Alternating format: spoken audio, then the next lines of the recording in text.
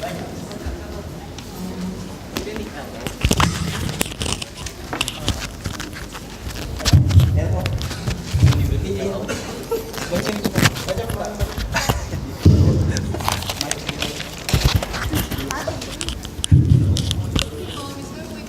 to National University Championship 2018 design. Our here as chairperson and Sister Ismark as technical. Our mission today is in areas of Chronically law and Attainment. This house believe that the general approach of organizational criticize should be to focus research on maximizing the potential of exceptional students over helping the lowest achievement. And on the day of the government as a prime minister is very hard. And the prime minister is very and from community opposition. As the first speaker is very unique, and second speaker is very new, Sister New. And from closing government as the first speaker is Miss Alima. And second speaker is Brother Rawan. And from closing opposition, as the first speaker is Ms. Tia, and second speaker is Brother Bata. And over this debate, I call the first speaker from the Honorable Government for Mr. Akbar. Thanks you. Test.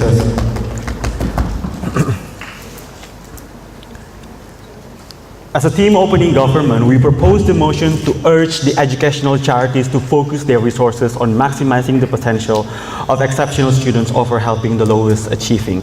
This debate is about option. Government bench will defend why exceptional student, why not lowest achieving, and vice versa for opposition bench. Opening government will bring three major contention. Number one, why the exceptional student deserve more. Number two, why educational charities should operate on this calculus. And number three, why the future application is better on our side, which will be brought by my second speaker. Before moving to our constructive, several points of contextualization. Number one, areas of chronically low academic attainment. We refer this to the area where incredibly high dropout rate, area with very low number of graduates pursuing university degree or graduating from university, area with very high illiteracy, area where the student consistently achieves standardized exam score, build national average, or always at the last quartile of national statistics, area with very high school shutdowns due to high absenteeism or low enrollment. These areas, more often than not, are linked to things like drug dealing, localization, prostitution, criminality, etc. This is mainly because of the high poverty rate. When you are poor, you have more and more limited options. People become more desperate, thus they are more susceptible to resort to this kind of activity and recruited by criminal gang. Focusing these resources, it means that as educational charities, which mainly focus on education, will do several things, such as providing financial incentives, providing special mentorship. If necessary, it will facilitate school transferring with better facility and cater better needs of the student. Obviously, all these come with accountability and strict conditions, such as expenditure report, maintaining certain GPA point, and etc. Exceptional and lowest achieving student. By exceptional student, we refer to student with outstanding achievement academically, proven by standard exam, SAT, or participation in competition. This debate will not limit only to scholastic aptitude, but could also extend to the athletic aptitude, artistic talent like painting and music. Lowest achieving usually identified with extremely minimum participation in school, i.e. absenteeism or very concerning exam score. So, moving to my first point. Sorry. Why the exceptional student deserve more? Three reasons. Number one, the fact that the exceptional students still prevail under adversity such as economic difficulties, environment that discourage them from pursuing their talent and passion, and abusive family, and etc. It shows that they have grit and perseverance to survive. Two important traits for individuals to succeed in life. We believe that they need to be rewarded and appreciated by being prioritized by these charities. Number two, the fact that they are prevailing through difficult situation, this is the sign that they have positive mindset and perspective upon their academic aptitude, artistic talent, etc. They have all the reason to be discouraged, demotivated, demoralized by the environment, yet they still choose the path to bring betterment for their life. What does this mean, ladies and gentlemen? We believe that they have more likelihood in the future to nurture and maintain this positive attitude to pursue better life compared to the low achievers. This would be more entrenched in our side. Number one, because it helped them alleviate the burden due to the economic condition. Number two, provide more opportunity and better chance that are extremely positive for their life and of course, preventing them from getting involved in any criminal activities. All in all, it's about giving them more motivation to pursue better life. Number three, these students offer more promising outcome compared to low achievers. Let's assume the best scenario. If we can nurture their talent, they could be the future Olympian, university researcher doing very important research, policymaker, politician who possibly can bring change to their community. Even if they don't become those figures we mentioned before, we say it's okay. Achieving greatness is not an absolute thing in life. Providing a better chance and platform to improve their life is what matters in this debate. Opposition would probably argue that these low achievers can also have this positive mindset and motivation. Number one, we agree, but let me remind you that the government scheme expenditure operation exists in both sides. We believe that both of these students are given the same facility to begin with.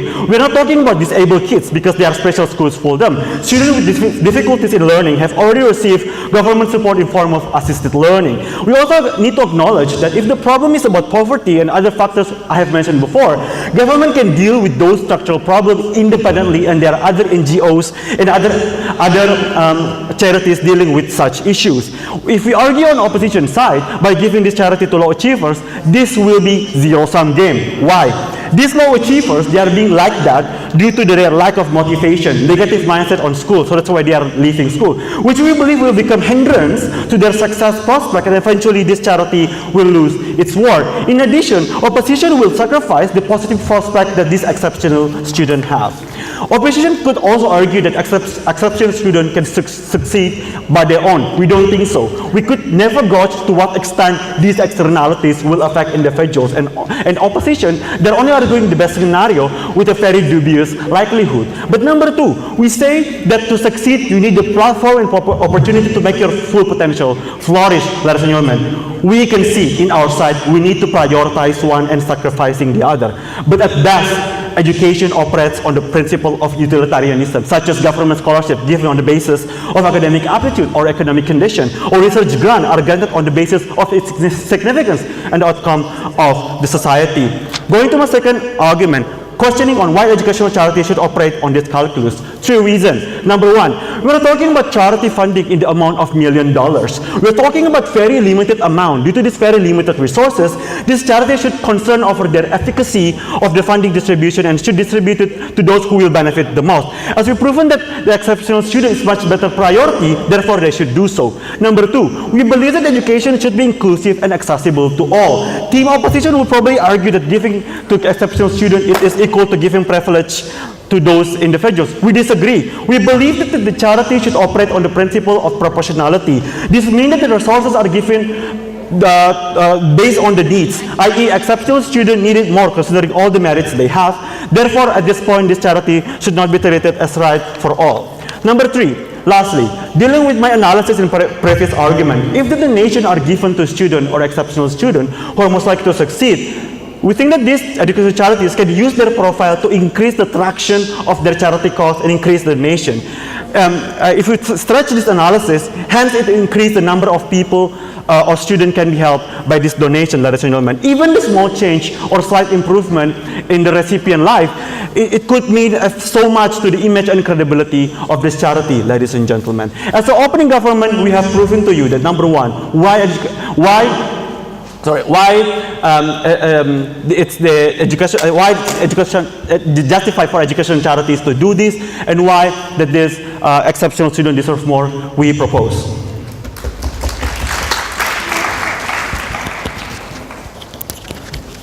Please stand by 7 minutes, 11 seconds. To introduce the independent speaker from the Sister Pio, to Sister Pio, and yours.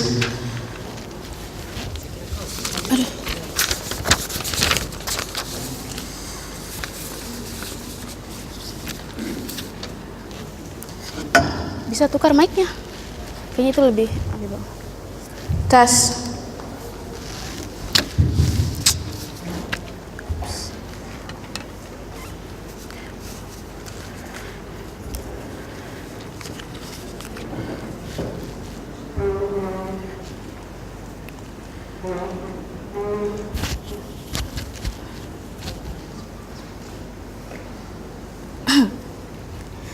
that the motion is in areas of chronically low academic attainment, team government have to prove to us and have the burden to actually give the alternative for poor society and poor students. How could they be able to survive in status quo, ladies and gentlemen? Given that they say that it's a zero-sum game, means that they want to only allocate this charity towards those people who can be success. It means that it's a discriminative policy, and it's not a reflection of inclusive education that's supposed to happen in status quo, right?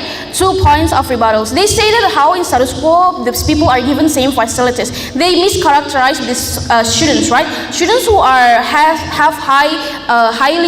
highly achiever, they most likely have their alternative. They have backup and they have enough capital amount of money to be able for them, for exactly to attain another kind of process in studying, etc. But these poor people does not have that. So same facilities does not determine how they can be able to succeed. But second of all, ladies and gentlemen, we say that these people, you can not only standardize that people can only be successful through how they can be a researchers or having a conventional jobs or become the artist. We say success also can be determined and can be standardized of how people can, for example, they have a standardization of success, how they just finish high school or college, for example, but they can be able to contribute inside of their area for those people instead of their area, ladies and gentlemen. That's what I will explain in my arguments, right? So that kind of characterization of success is not the thing that you can only buy. So 2 points that I will explain in my substantive is how in principle it is important to have inclusive educational system for all, and second of all, how the people who are highly achiever have the alternatives in status quo. So in principle, it is very important to have inclusive educational system for all. What we have in status quo, right? In status quo, we have charities resources are given both to people who are students who are poor and exceptional students. It matters because everyone are deemed necessary to accept at least basic education and to help the one financially incapable and ones who are needing appreciation upon their success. Notice that the motion is in opposition is not a zero-sum game. Does not mean when we give the charities towards the people who are poor does not mean we have also allocation budget for the people who are rich, who are highly achiever, but we want to prioritize the people who are poor, right?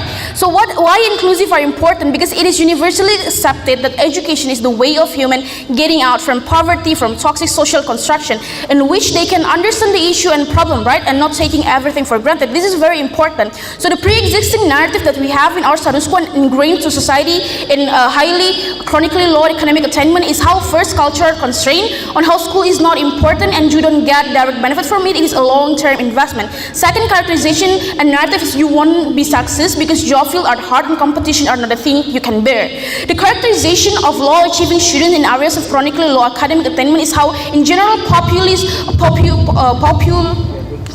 of the area is how they are drug users, high criminal rate, like how the government said. This narrative and this characterization of society and students are something you cannot just let them be. You have to give constant motivation for them. The moment they are not helped, they will think that this education is not just for them. They'll think that they are the alien of the education. The narrative they'll get is to how education is just for elitists. This contributes to their unwillingness to study. So first of all, they will less likely to go to school within the pre-existing narrative and additional narrative given by the motion, and second of all, they'll feel that they will not get significant help from the government in the end of the day, because the parameter that the government used to, for example, give facilitation to schools is how the environment and the students in that environment have willingness to study. So notice that the only way for government to invest on school is the rate of motivation and incentive to go to school. If it is less in government side of the house, then in opposition they will less likely to be helped and less likely to get the motivation, ladies and gentlemen. The major implication of this is that first of all, they will be less motivated to go to school and to study. Second is that they will feel alienated and school are not just for them, ladies and gentlemen. They'll feel that school are for the elitists and not for them. They will not feel the belonging towards the school, and they will don't want to engage to the school and the education in the end of the day. You might say that the highly achieved people can contribute in the end of the day for the society or for the students. But first of all, ladies and gentlemen, this is very less likely to happen because they will feel stranger each other. Majority of low achiever will see that the success they get are not representative to them. They don't feel sense of relatability towards the success that is get by the highly achiever. But second of all, even if it might be yes, this is contingent upon whether they are that successful that till they can make a big change for the nation. Most likely, there will be just individuals, small number of them considering that these areas of chronically low academic attainment, imagine in one area there would be only one person like that. So what's the comparative in both sides, right? The comparative is that at least in our side of the house, the narrative is inherent. In their side of the house, the narrative inside of their house, the narrative is not inherent, but in our side it's inherent. At least in our side, the narrative is friendly to them. In scenario, if they cannot be success, then the government will help you, that those narratives are inclusive for all. In times that they cut the fundings and they prioritize the people who are success, this society who are most likely the people that we should help in the area, because they are less likely to get education, they are socially constructed not to go to school, and they are the one who are highly crime rates. We believe that government have to be able to have the alternative for the society to at least have the basic education, at least know the basic knowledge of this, and be able to see what's the problem in status quo, right? Yes. If the reason of this low achiever to leave school because they want to join criminal gang, etc., how your educational charities will make them back to school? At least, ladies and gentlemen, in that area, we make an alternative. We make that something that they can be able to opt into. If they cut the fundings, most likely government will not be able to invest their money inside of that area, ladies and gentlemen. So they will not have alternative at all. At least in our cell, alternative exists, ladies and gentlemen. These people can be able to opt into that a healthy environment. But second argument, right, about how the success people from highly achiever have alternative, right? The characterization of people who are highly achiever is that they have alternative. If they are the one who are skills, they can be able to go to profession and pursue their skills. If they can be able to study by themselves, they are the one who have the privilege and get the money to study more, ladies and gentlemen. So in status quo, they have alternative, right? If you cut the funding, these people who are poor will not have alternative. They don't have talent. They cannot be able to study alone. So they will not have alternative on how to be able to bear it out and get out from their constraint status quo, ladies and gentlemen.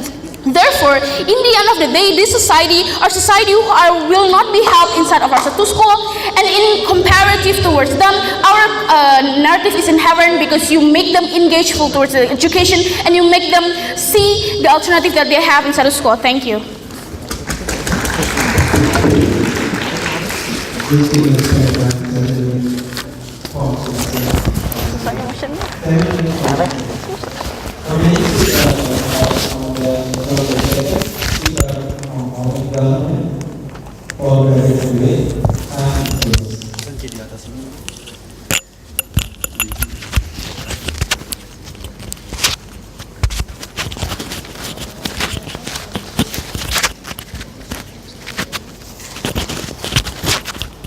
Cek. Daun. Cek.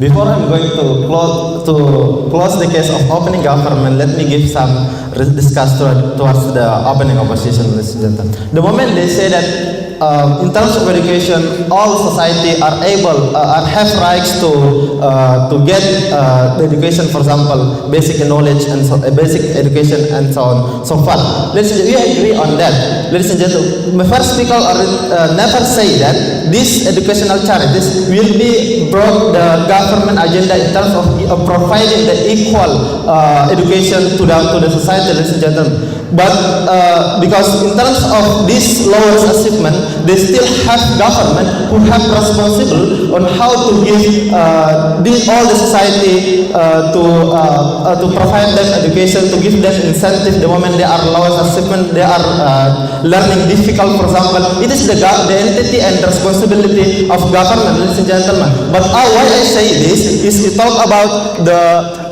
general educational charities, in which it comes from company, for example, it comes from independence, and ladies and gentlemen. So we say it is okay for these charities on how to very selectively in terms of distributing these charities to the students itself, ladies and gentlemen. So we talk about alternative, both sides exist alternatives, ladies and gentlemen. So going to my extension later on.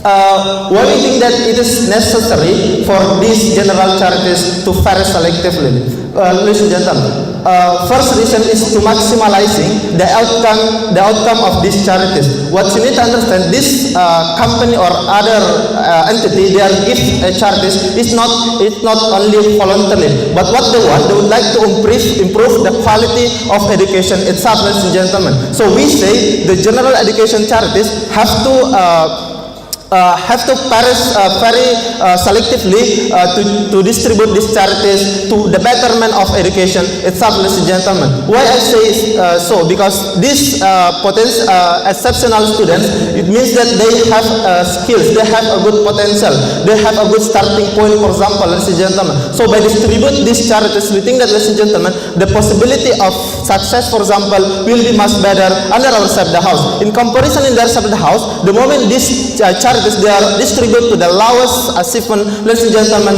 in which they are left behind in terms of skills, for example, and so on and so forth. We say that the possibility of better success will be less likely. So we say, ladies and gentlemen, these charities is okay for very selectively to the betterment of education itself, ladies and gentlemen. And second of all, these charities is very limited, ladies and gentlemen. And in terms of providing students to scholarship or facilities such like tools, is a very expensive, ladies and gentlemen. So we say to support those kind of things, we think that it is okay for only for students who have this a good potential. But second of all, ladies and gentlemen, why we think that these exceptional students, the moment they are successful, for example, they will come back to the society to contribute to their society, ladies and gentlemen.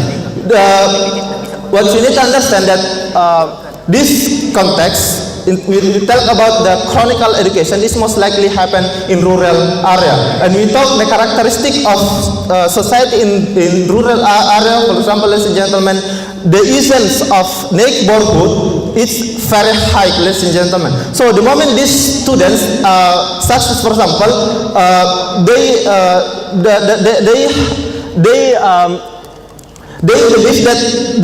that they already gain a privilege from these charities. In which other students, allows exceptional students still being suffered, for example. So we say that these exceptional students, they have moral responsible on how to come back to their village, to their community, to contribute to their community, ladies and gentlemen, because they believe,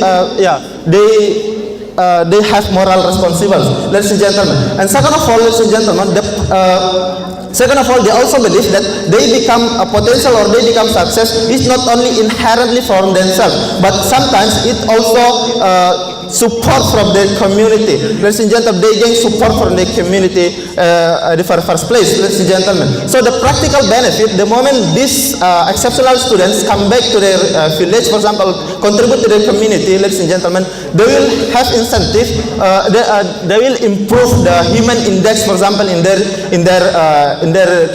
village, for example, more innovation or project in their community. So what the practical impact, ladies and gentlemen? It will incentive government or any other entity to give more investment to their community or to their village, ladies and gentlemen, by provide infrastructure or public education and so on, so forth, ladies and gentlemen. So we say that this benefit will come back to their community as a whole, ladies and gentlemen. Or even in our worst scenario, that these exceptional students are fail, for example, become success, ladies and gentlemen. Why do you think that it is still okay? Because to the very least, we manage these education charities to the betterment of education. We say the opportunity of the possibility of success will happen under our side of the house. In comparison, in their side of the house will be less, ladies and gentlemen. So we say yes, causing. in your If you say that the government is there and it's enough, then why is the status quo that is chronically low? If it's chronically low, that means the government failed, and we need this channel to come in. Yeah, sometimes like in the developing countries in which government are still on process on how to improve the chronicle education place, because they need a time, for example, on how to give this chronicle to be better, ladies and gentlemen. So we say at the end of the day, in the very worst scenario, these educational students will be better. Under our studies, we are very proud to propose. Speakers recognize 6 minutes for 36 seconds. For the next speaker, I invite from the next speaker. Dia kasih nyala lagi nanti dia Opening lepas nyala. motion Oh dia ni. Oh. to Mr. Budi. Thanks, yours. Masih di tadi kan kita.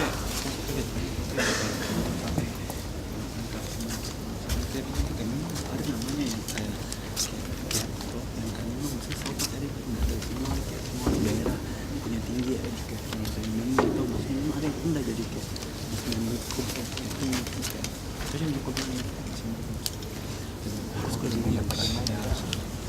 pasang dulu ini di lehermu tidak jadi kera di kera Tidak bagus. Baby caranya dipasang ini. di sini.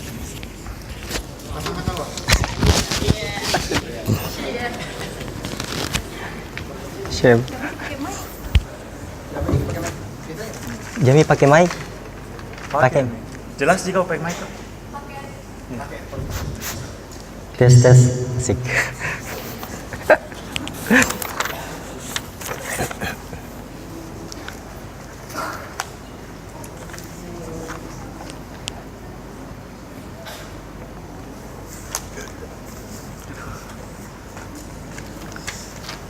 Ladies and gentlemen, directly go to my rebuttals to engage the opening government and possibly to the closing government as well. First of all, they would like to try to say in this debate that if we do not prioritize this funding or this charity to the privileged individuals or potential individuals, then it will like minimize the crimes on the status quo, because they will have this charity to get education. But under the side of the house, crime will still exist anyway. What's gonna happen? Because these lowest achieving individuals as well do not get education, most likely they will be desperate as well. Most likely they will have a struggle as well in order to sustain their life, for example, in order to get equality and so on and so forth. But second of all, ladies and gentlemen, on how they would like to say that it will actually bring change to the community if we prioritize these individuals as well.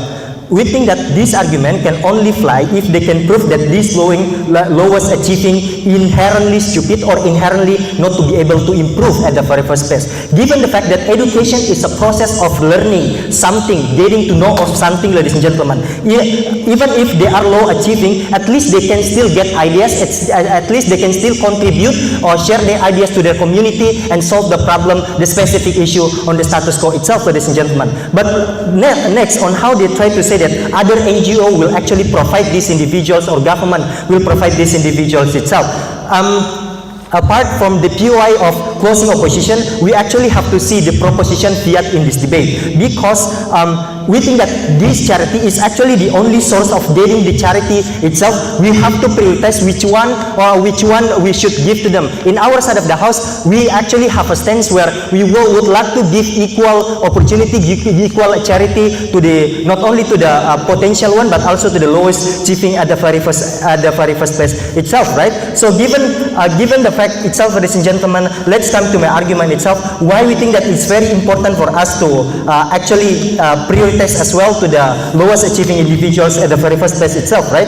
Because we think that even if, ladies and gentlemen, that this charity limited, but we still have a possibility as well to give equal charity to among individuals, like 50-50% of that itself, ladies and gentlemen. We think under our side of the house, we can still cater this potential individual to improve. We don't think that you have to spend a lot of budget in order to sharpen the skill of these individuals. So even if you provide not maximum charity to these individuals, they will still develop because they have a unique ability. They have a unique ability to actually like understand the idea faster, to actually have an understanding of a good training, for example, or even to be really faster of getting to know something itself, ladies and gentlemen, because this is actually inherently unique of that. In our side of the house, ladies and gentlemen, if the charity given to the not privileged one or lowest individuals one itself, ladies and gentlemen, in our side of the house, we actually protect as well the individuals who are vulnerable at the very first place. There are individuals who don't have the same privilege of this kind of individual.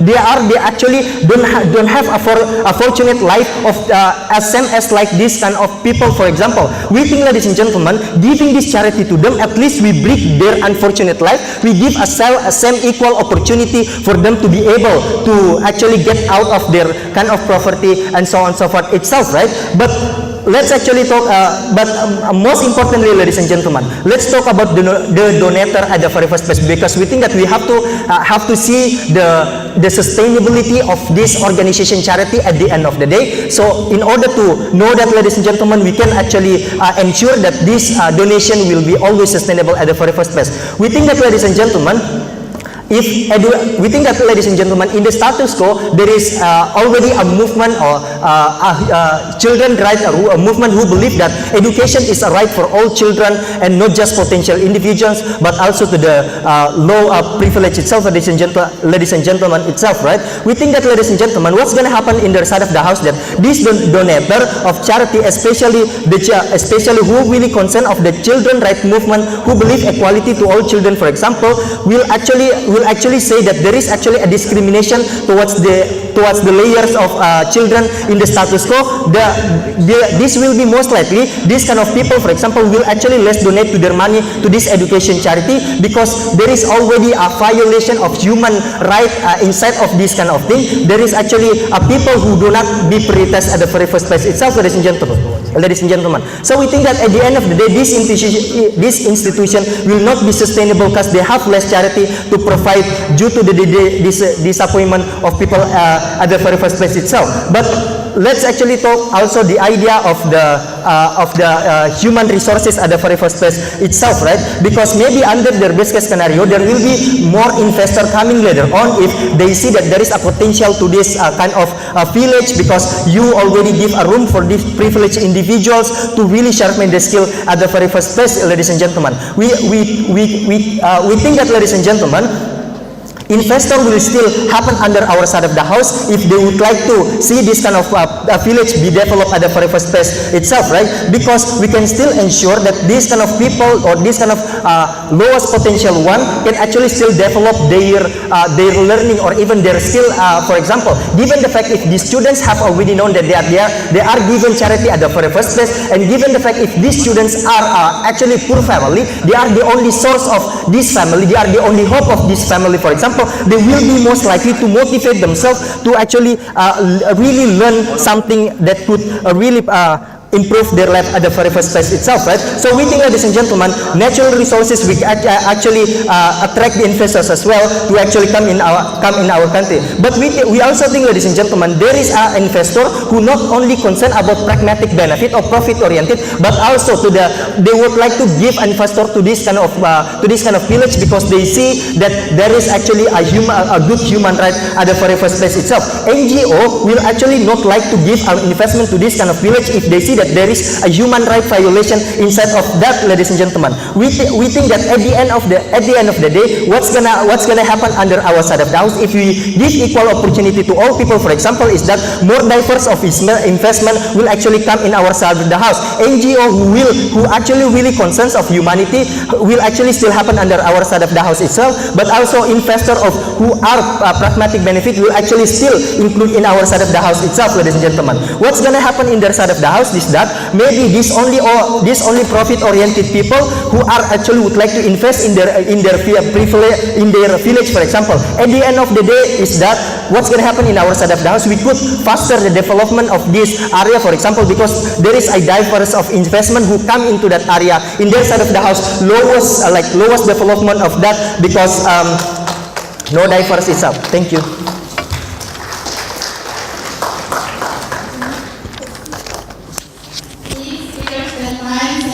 Lilit Mrs.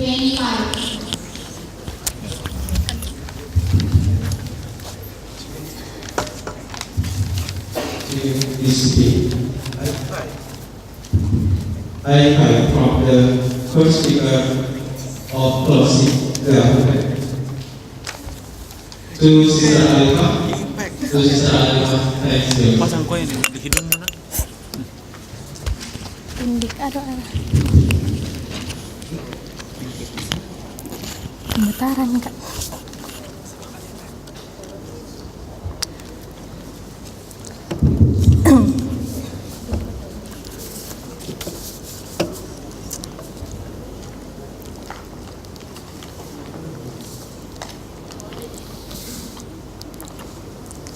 Two clarifications that I would like to address in my speech. First of all, it is not a zero-sum game in closing government, because I think that opening bench failed to differentiate between educational charity and educational system provided by the government itself. I think in our side of the house, these lowest achieving will still go to school, will still have education because government still provides school to them. So I don't think that educational charity is actually an external factor in this case. I think that is why it is too bad for opposition to impose all of the burden to educational charity, who at the very first place is an external factor. They come probably from a company, they come from non-governmental organizations. So I think that it is bad for opposition to say that we should blame the charities for the crime rates that exist in this area. And I think that this is very bad. They fail to provide to you that. And the second clarification is that I think that CG will win the debate for two reasons. I think we will give more characterization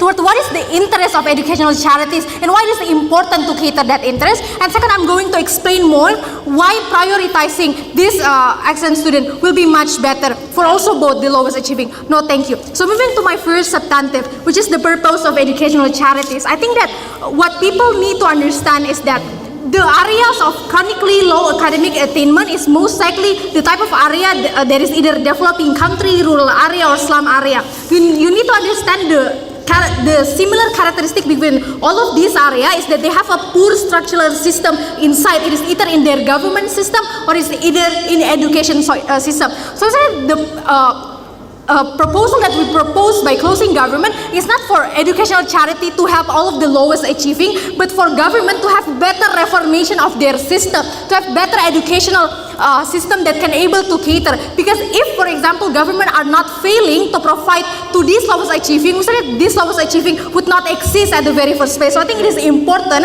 to have government reformation first before wanting the charities itself to move on. But second is, why it is within the interest of educational charities to choose exceptional student. I think that opening government trying to bring the idea that their resources are limited. We said that this argument is not inherently exclusive only to charities, because government also have a limited resources. So I think we should understand more the characterization of charities itself. Mostly educational charities come from either corporation or non-profit organization. The characteristic that these two type of group have is that they are very pragmatic on the benefit that they will receive. For example, corporation are having accountability to their investor or to their shareholder. The same thing with corporation who give educational charity because they want to provide corporate social responsibility. The same thing with non-profit organization. They have accountability to their donator or to people who give the money. So that even if charity to begin with is something that is very pure and it is about giving the best for those who is less, we said that at the very first place, this charity will always be very pragmatic and will put their interest ahead. For example, the Bill and Melinda Gates Foundation, who go to Africa and provide computer, even if they know that people in Africa probably not knowing how to put computer, but this is the interest of their charity itself. So this is the reason why educational charity will always act pragmatic, that will provide their benefits. So I think that it is better in our side, because in our side we will able to give them the guarantee that at the end of the day they will receive the feedback to it. But second argument, which is about the students, why it is important to cater this exceptional student. We need to understand that using the calculation that the opening bench has already used, that this area is probably have poor system. They're also very conservative. You need to understand that this exceptional student is a very great people, that they are able to survive the system and to break the stigma, despite the fact that their school is probably old, despite the fact that their society is probably conservative, the teachers are incapable, their friends are just like to play, not study. The fact that they still able to get high score, in fact that they still able to manage to get 100 on their test, meaning that they are not they are the type of people that are not prone to these conditions that they have. You need to understand, when you prioritize this lowest achieving, it will give a challenge to this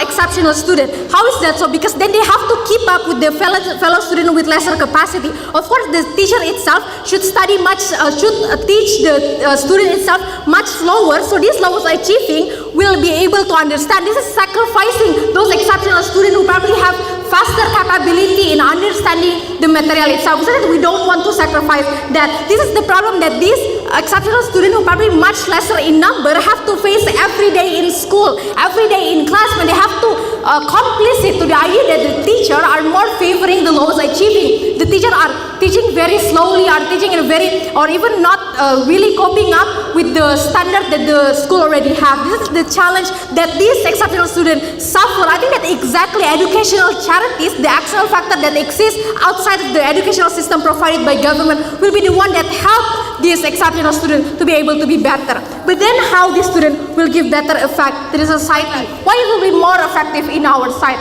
Because first, I think that exceptional student with their higher IQ and easier to memorize, it is better for them, because they will have a much more effective learning outcome. They will have much more effective learning process. But second is this incentive to go back and to study. I think they will have two sources of incentive. First is incentive from the society that opening government have mentioned before. They want to give incentive to their home, to their friend. But second is incentive from the charity. Notice that the charity probably impose certain value to these kids that you have to give back to people. I think exactly this student will go back to people because they already learned it from the charity that have helped them. That is why this exceptional student will eventually go back to their country, because the charity already teach them to also give back to the lesser people. But even if they don't contribute back, even if they go outside of the country and even live outside of the country, why it is still better? I think exactly because these people will become an excellent individual who gain the attention of mass media or even international society, and it will lead more people or even more NGO to go to this country and to vote, because they know this story from this excellent individual. But why it is much better in compare to the lowest achieving? You need to understand there are several reasons, and the reason why they are low achieving is very complex. It is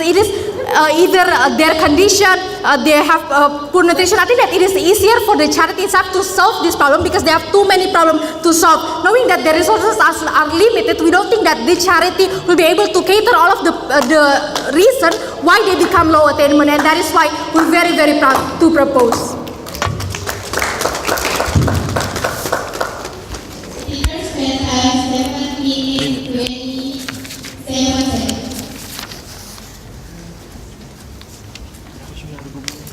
For the next speaker, I start from the first speaker from cross opposition to Sister Tia. To Sister Tia, and Sister.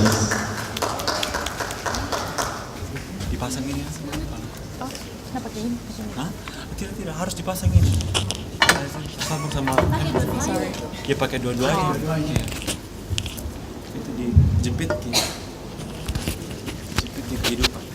Jepit dia. Dari sini. Yang sampai tertutup karena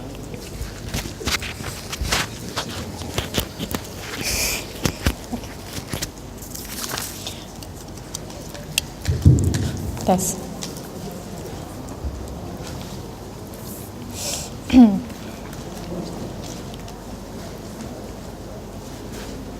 Now, firstly, let me show you the clear distinctions between the opening oppositions and the closing oppositions. As the closing oppositions, we're going to explain why the charity is mutually exclusive, only given to those who need or those who are lowest achieving. And for those exceptional students, when they say that these exceptional students have better skill and therefore they need some appreciation from the government, we say that the appreciation is not in the form of educational charity. Instead, the appreciations will be given from the government, but not in form of this charity, such as a scholarship from the government. Now, as the first speaker of the closing oppositions, I'm going to bring two responses upon the case of the government bench. First of all, I'm going to explain the characteristics of these exceptional students. That as what the opposition bench have stated to us, that firstly, they have this positive mindset, and secondly, they are likely to maintain their skill in schools, so that they want to give this educational charity to these exceptional students. But we think that it is really unfair for the government bench to give this educational charity to those who already have these stepping stones or these good starting points, in comparison to those low achieving students that they cannot even access education.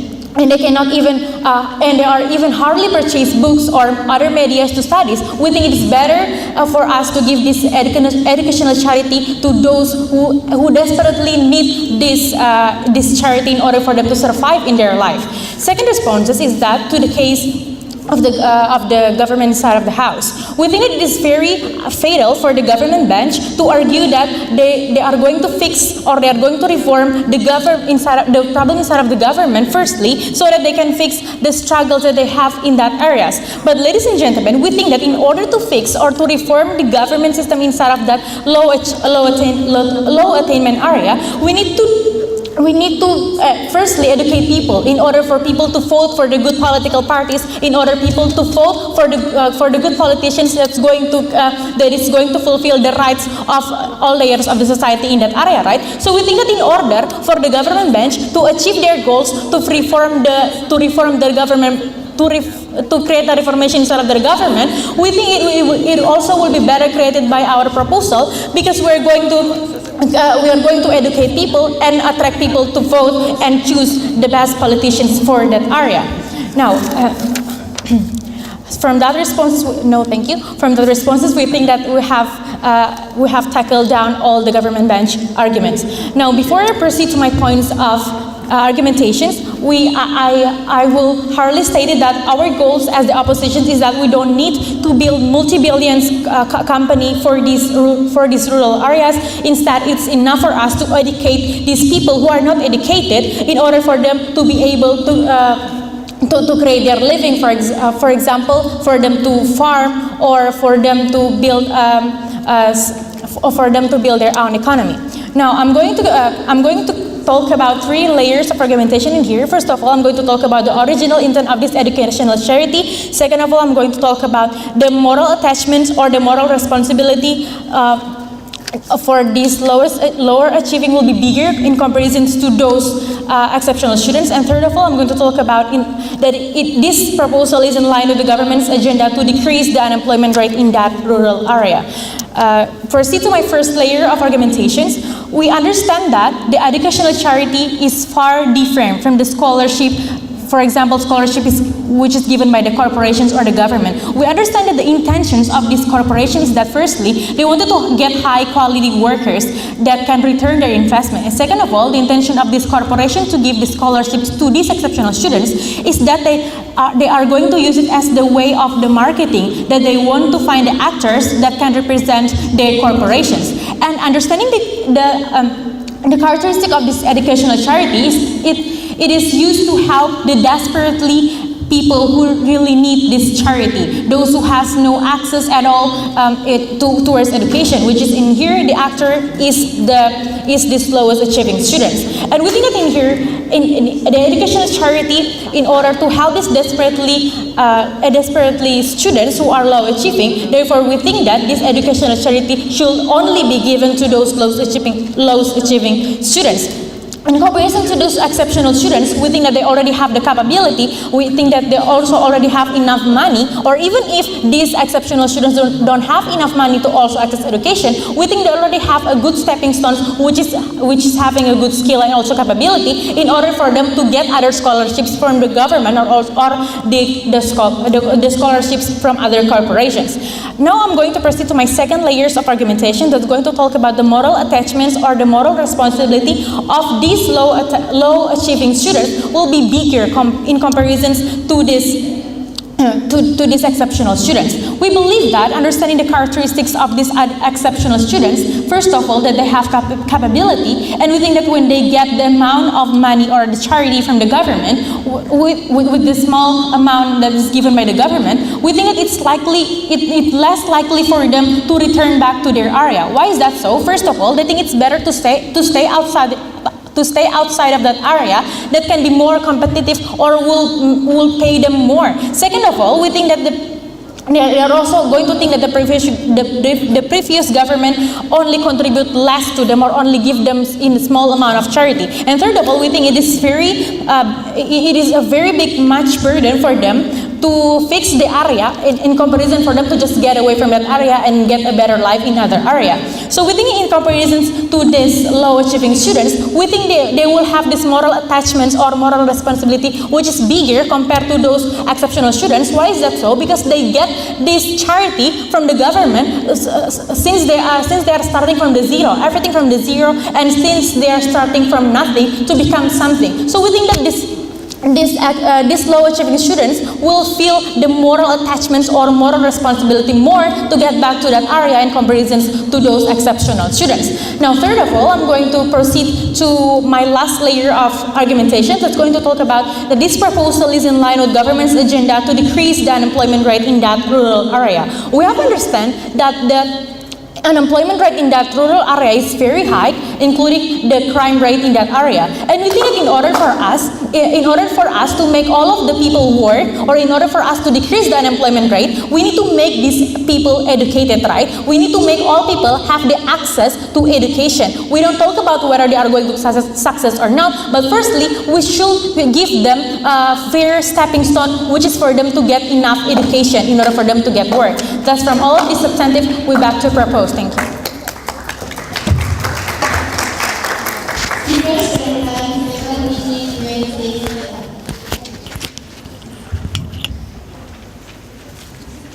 All the next speaker are the second speaker from the closing government, read all read our time skills.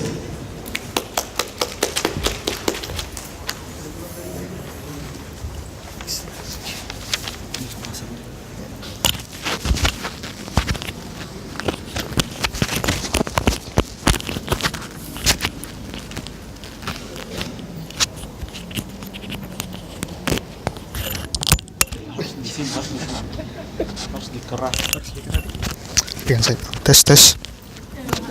Oh, ada situ. Dikerah. Yang kebang.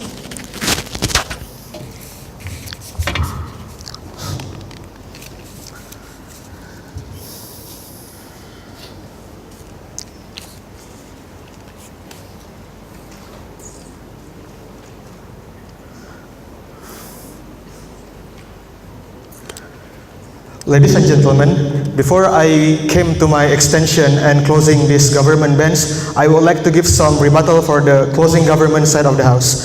So, closing opposition side of the house. So the closing opposition side of the house said that the characteristic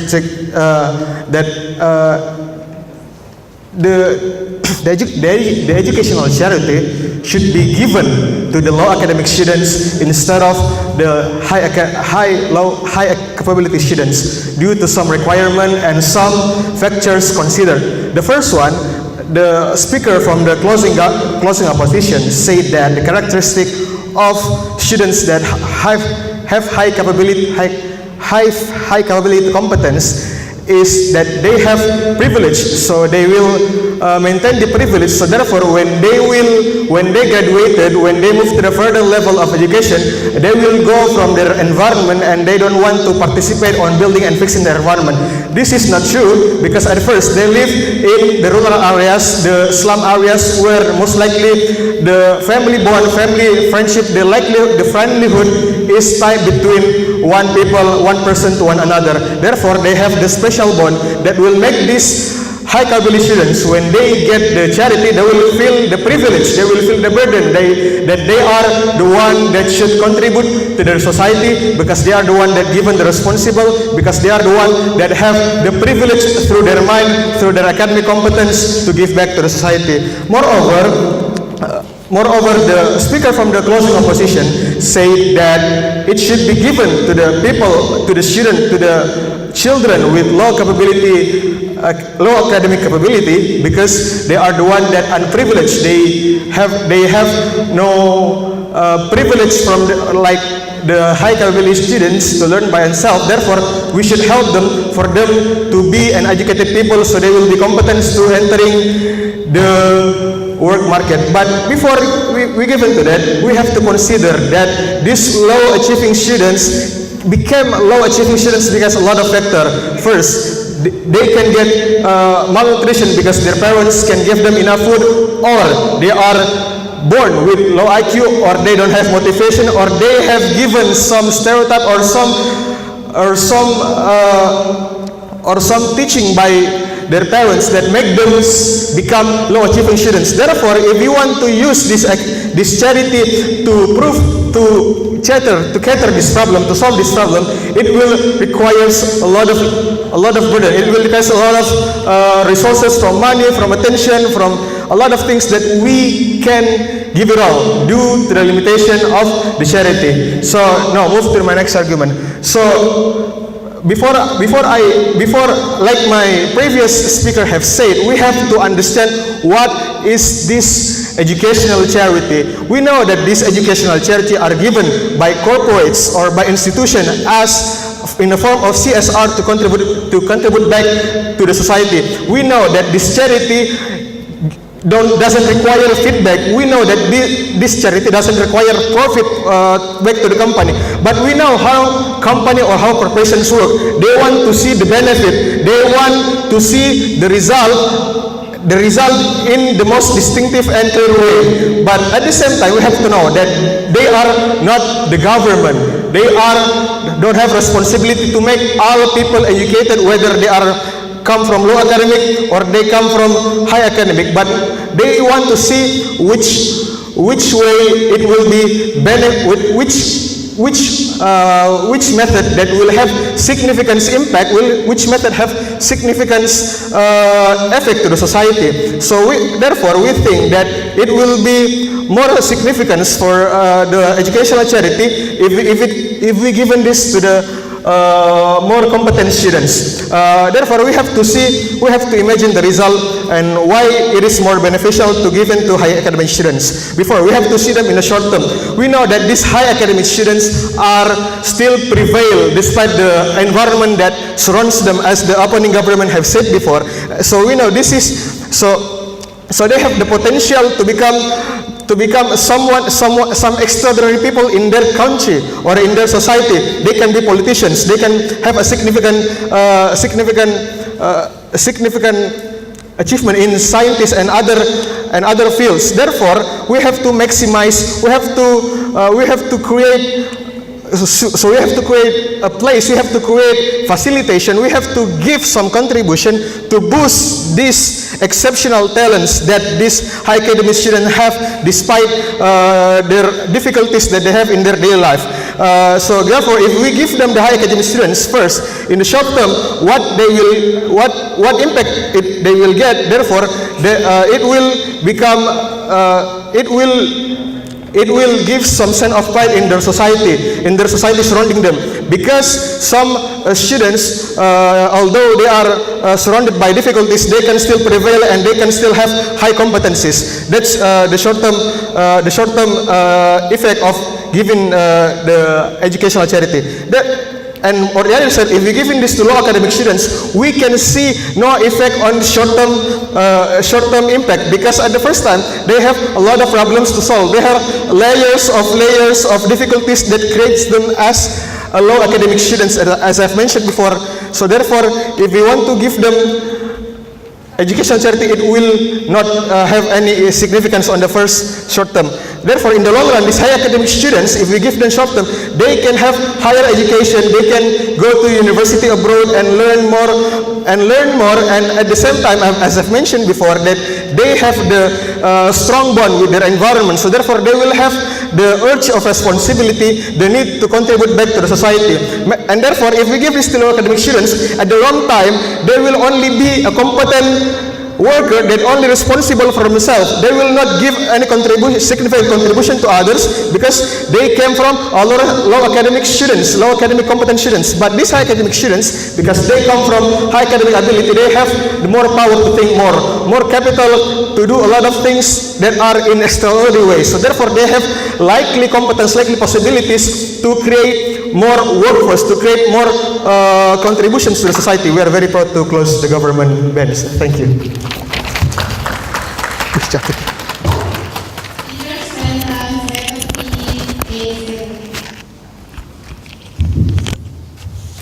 For next speaker, I find from the last speaker, this is the closing opposition to Mr. Bernard, and it's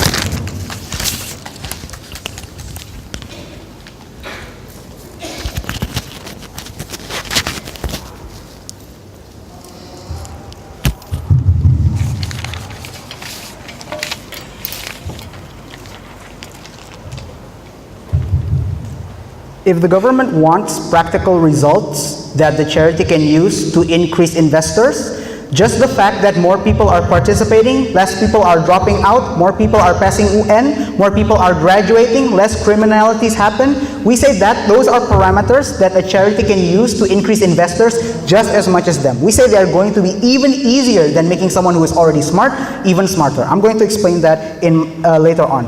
OG cannot win this debate because they cannot give you any urgency to help someone who is already capable while leaving behind people who are weak. CG cannot win this debate because their solution to make politicians cannot succeed if they cannot get voters to actually make those policies that help those rural areas to begin with. And OO is not going to win this debate because they have not engaged on those best case scenarios. I'm going to deal with OG first. First, they say to their principle of how they deserve it. Their idea is, well, they deserve it because they have perseverance, positive-minded, they can maintain their skill, they have potential. All of these things means that they don't deserve it. It means that they are already okay. If you have all of these things, at the end of the day, you're probably still going to get a job. You're still going to get accepted in jobs elsewhere. But for people who are lowest achieving, if they don't get this additional help, they are not going to pass school. They are not going to have a high school degree to even apply to be a retail worker in anywhere at all. So we say that they are going to be very desperate. They cannot simply run away from their burden saying, well, the government is already there. Yes, it's there, but it's not enough. Proven by the context of how this is chronically low academic achievements. That means not a lot of people graduate, not a lot of people can get jobs to begin with. Secondly, they say that, well, they have to do it, they have to work on proportionality. No, we say we have to give it to those who need it. That's why the charities are there. They recognize people are not there. The World Health Organization does not give food to people who are already working out, to people who are already able to effectively use food. They give it to people who are desperate for it. They might not give the best quality, but at least they are giving something as compared to leaving them with nothing. Third point, they say, well, they want to increase the charities' acclaim so they can get more investors. This is actually much harder. Well, other than the fact that we have different parameters that you can do that with, just the fact that they pass theirs through school, just the fact that they are able to graduate, no longer drop out, those are already parameters. But secondly, it's actually much easier because we say that to make someone who used to never go to school to at least go to school to attend the test, that parameter is much easier to achieve than making someone who's already smart even smarter. The progression of someone getting smarter is not linear, it's exponential. So just because it's easier to get to teach someone basic level primary education to a lot of people rather than making even 10 people able to understand AP calculus and make them somehow achieve better things in life. We say that is a much harder parameter on their side of the house, so even their goal, they cannot succeed. Closing government. their idea was they want to make it so they say that the system is poor, therefore they need politicians. The problem is, firstly, they cannot even guarantee that these people can become politicians. If it's a bad education to begin with, that means the government is already bad. So most likely there's a lot of lobbying, there's a lot of bribery, there's a lot of media control by certain parties. That means that on their side of the house, even if they become a chaleg, does not mean they have money to then go to media, to then be able to gain attention from the voters that don't come from their own area. That means it is not likely. But even if, in the very best case scenario, even if they make the promise to give money back to these people in this rural area, those people will not vote because they are not educated. That means the policy doesn't go anywhere and they are not helped. Compared to our side of the house, what we want to achieve is simple. Just give them better education. Make sure they work. Make sure they don't kill people. That is very, very easy to lower unemployment, to lower the fact that people want to kill. Is very easy as compared to their side of the house. Before we move on to a government's last point. If the problem of low academic attainment is because these low achievers need to deal with poverty, criminality, etc., government can deal with that with issue through law enforcement or other NGOs. Why should it be through educational charities? We say that even so, they cannot get away with that, because if you are not educated, you don't know the idea of morality. If you're not educated, you don't know how taxes work, therefore you don't want to pay. If you're not educated, then you don't want to go to vote because they say, I'm just a single person. What is my vote going to do? I'm just going to be golput. That is the burden that they have because they cannot simply run away. No, thank you. Lastly, on closing of Ruben's point, they said that they don't want to sacrifice people who are already succeeding. The problem is they didn't analyze what's the harm of sacrificing their actor versus our actor. We've already explained, sacrificing our actor makes it so they don't have life, they don't have education, they can't get a job, and they are going to do criminal. On their side of the house, even if we sacrifice them, they are still going to get a job. They are still going to have a possibility of being accepted in another university in another area because apparently they have good grades, right? So it is not likely that their harm is going to be bigger than our side of the house. Secondly, they say that, well, the idea of, well, it is very complex to solve these issues, just like the POI said. Well, even if it is complex, does not mean we can go away from it. If it is complex, that means that we need to put more attention to it to make sure that we can actually solve those issues. And it isn't like making someone smarter is simple anyway. As I've said before, to be able to teach someone, to be able to pass through college is harder than making someone at least finish primary school. It is much easier to do that because the progression of that is much easier.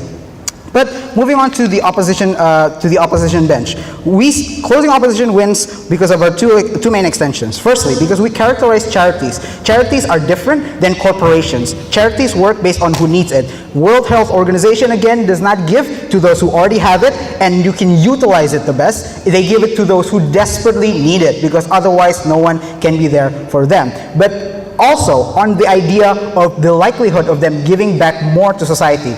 Government tried to say that, well, they are going to be successful, they are going to be more likely to be successful, therefore we need to give them back. But we say that it's still very, very hard to do. They have to be lucky enough to meet the right people, meet investors, basically, yeah, you have to be lucky. But our side of the house, the community the people who receive the charities from lowest achieving group of people, they can still give back to society in many ways. One, they can now have a job instead of being unemployed and being a burden to society, lowering the amount of taxes needed to give to those who are homeless. Secondly, the fact that they don't do crime is already lowering the harms that other members of society feel. Thirdly, if they are all more educated, they can also progress socially and culturally, making it so the ideas, maybe even hard ideas such as feminism or the idea to be tolerant to those who are not similar to you, more likely to come in because they are going to be educated and you don't need to work on being lucky, meeting investors, making companies, and then making a work field. You don't need to make a work field, you just need to get the people who are there able to work to begin with. For all those reasons, very proud to oppose.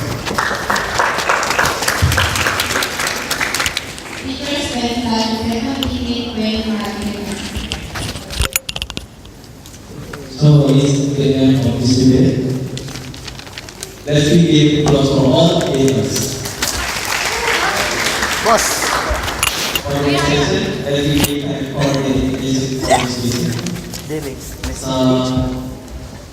That's why. Kenapa? Okay, so the 15 minutes start from now. You cannot discuss with any other person, volunteer,